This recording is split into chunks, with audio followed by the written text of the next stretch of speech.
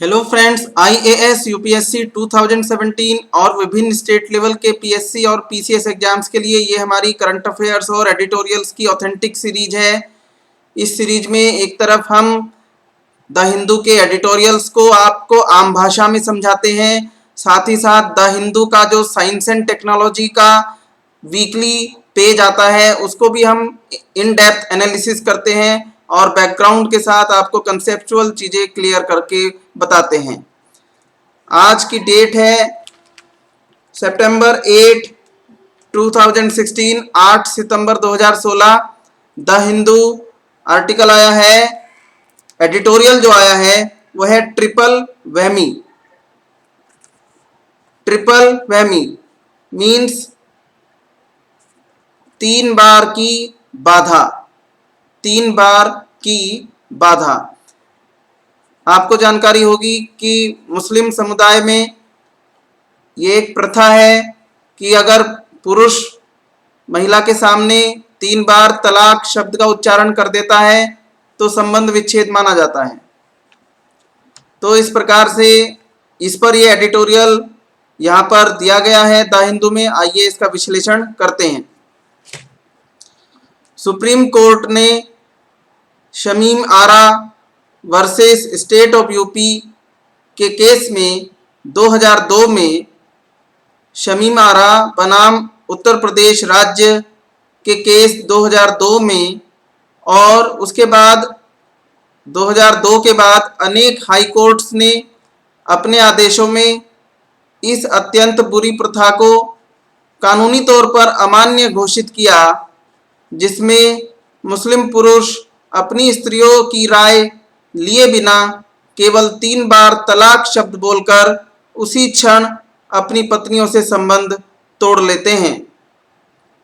क्योंकि अधिकतर मुस्लिम महिलाओं को कोर्ट के फैसले की जानकारी नहीं रहती, इसीलिए कोर्ट के फैसलों के बाद भी ये कुप्रथा रुकी नहीं है।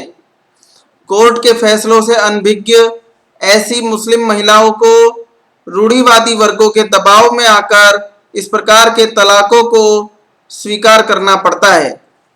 कई महिलाओं को घर से बाहर निकाल दिए जाने के बाद गंभीर प्रताड़नाएं झेलनी पड़ी। सायरा बानो नाम की महिला, जो स्वयं ऐसी ट्रिपल तलाक की कुप्रथा की शिकार रही और साथ ही साथ घरेलू हिंसा को घर से बाहर किसी को न बताने के दबाव का भी वह शिकार रही, ऐसी सायरा बानो ने सुप्रीम कोर्ट में पब्लिक इंटरेस्ट लिटिगेशन दायर की है, पीआईएल दायर की है। और पीआईएल दायर करके इस कुप्रथा पर प्रतिबंध की मांग रखी है। परंपरागत रूप से all India Muslim Personal Law board, जो कि मुस्लिम पर्सनल लॉ से जुड़े हुए मामलों को संभालता है, और जैसा कि उम्मीद के मुताबिक उसको अपने प्रतिगामी विचार इस उद्देश्य से इस मुद्दे पर प्रकट करने का मौका मिल गया है। अपने काउंटर एफिडेविट में मुस्लिम पर्सनल लॉ बोर्ड ने इस प्रथा के बचाव में कई ऐसे तर्क दिए हैं जो संस्था के पुराने विचारों और कुछ समय पहले के स्टैंड्स, जो कुछ समय पहले तक मुस्लिम पर्सनल लॉ बोर्ड की धारणाएं थी, उन धारणाओं के भी विरुद्ध है, संस्था के मानकों के भी विरुद्ध है।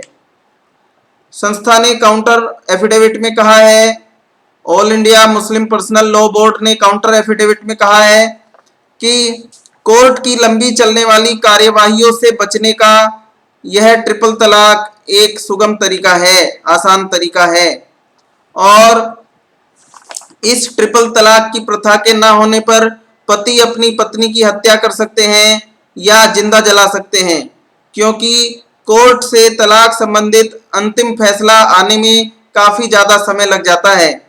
मुस्लिम पर्सनल लॉ बोर्ड ने आगे काउंटर एफिडेविट में, जैसा कि द हिंदू में लिखा है, कि आगे ये कहा मुस्लिम पर्सनल लॉ बोर्ड ने अपने एफिडेविट में कि भारतीय समाज पितृसत्तात्मक है सभी समुदायों के पर्सनल लॉ पितृसत्तात्मक अभिप्राय रखने वाले हैं, क्योंकि पुरुषों में निर्णय क्षमता अधिक मजबूत होती है, इसीलिए तलाक देने का निर्णय पुरुष ही कर सकते हैं। यहाँ तक कि लिंग अनुपात पर मुस्लिम पर्सनल लॉ बोर्ड ने द्विअर्थी और संदिग्ध अर्थों वाले तर्क दिए हैं और उन तर्कों के आधार पर मुस्लिमों की बहुपत्नी प्रथा पॉलीगैमी को सही ठहराया है। उन्होंने ये भी कहा कि पर्सनल लॉ को किसी भी समुदाय के पर्सनल लॉ को कोर्ट में चुनौती नहीं दी जा सकती। All India Muslim Personal Law board का कोई कानूनी स्टेटस नहीं है, इसका कोई कानूनी स्टेटस नहीं है। लंबे समय से और थोड़ी दिनों पहले तक ही All India Muslim Personal Law Board की यह धारणा थी कि इस्लामिक कानून में जो तलाक है वो अवांछित है और 3 बार तलाक बोलने की प्रथा एक पाप है। फिर भी अब उसका ये मत है कि यह एक अच्छा और प्रभावी उपाय है विवाह से अलग होने का।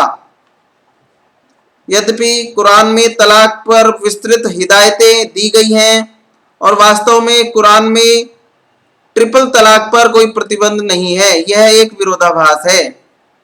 ट्रिपल तलाक की प्रकृति स्थिर, अखंडनीय और तुरंत प्रभाव देने वाली है। यह प्रथा मुस्लिम बहुमत वाले देशों में जैसे कि इंडोनेशिया में, ईरान में, ट्यूनीशिया में स्पष्ट रूप से अमान्य कर दी गई है, प्रत्यक्ष रूप से अमान्य कर दी गई है। यहाँ तक कि पड़ोसी पाकिस्तान में इस प्रथा पर एक अप्रत्यक्ष प्रतिबंध लगाया गया है। अप्रत्यक्ष प्रतिबंध के तहत पाकिस्तान में तलाक बोले जाने के बाद, 3 बार तलाक शब्द बोले जाने के बाद एक आवश्यक मध्यस्थता प्रक्रिया जिसका पालन करना अति आवश्यक होगा, एक मध्यस्थता की प्रक्रिया का प्रावधान किया गया है पाकिस्तान में, ठीक है। और इस मध्यस्थता प्रक्रिया को आवश्यक बनाया गया है।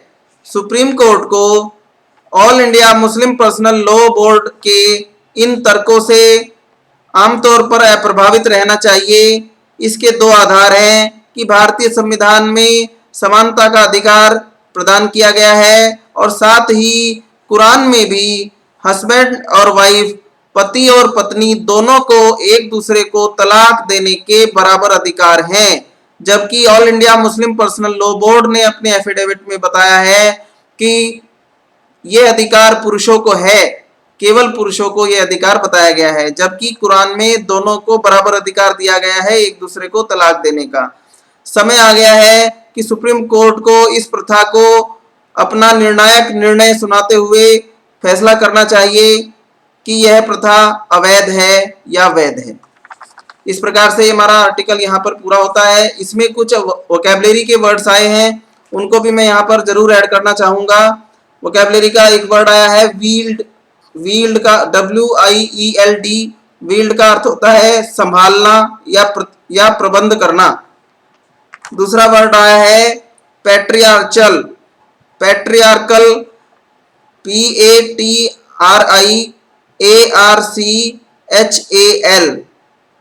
पैट्रियार्कल। पैट्रियार्कल माने पितृसत्तात्मक। इसके बाद अगला शब्द आया है ड्यूबियस। ड्यूबियस का अर्थ है संदिग्ध अर्थ वाले या द्विअर्थी, 2 अर्थों वाले। अगला शब्द आया है एस्युंडर। एस्युंडर का अर्थ होता है अलग अलग, पृथक पृथक होना। इसके बाद वर्ड आया है इंजंक्शन। इंजंक्शन का अर्थ है हिदायतें या निषेधाज्ञा। फिर वर्ड आया है एक्सप्लिसिटली। एक्सप्लिसिटली माने प्रत्यक्ष रूप से, इसका अपोजिट होता है इम्प्लिसिटली यानी अप्रत्यक्ष रूप से। स्वे, अगला वर्ड आया है स्वे, SWAY। इसका अर्थ होता है झुकना, हिलना डुलना या प्रभावित होना, ठीक है। इस प्रकार से ये हमारा एडिटोरियल आज का पूरा होता है। इसके साथ साथ हमने इसके अंदर जो वोकैबुलरी के वर्ड्स हैं उनको भी डिस्कस किया है। Thank you very much, all the best.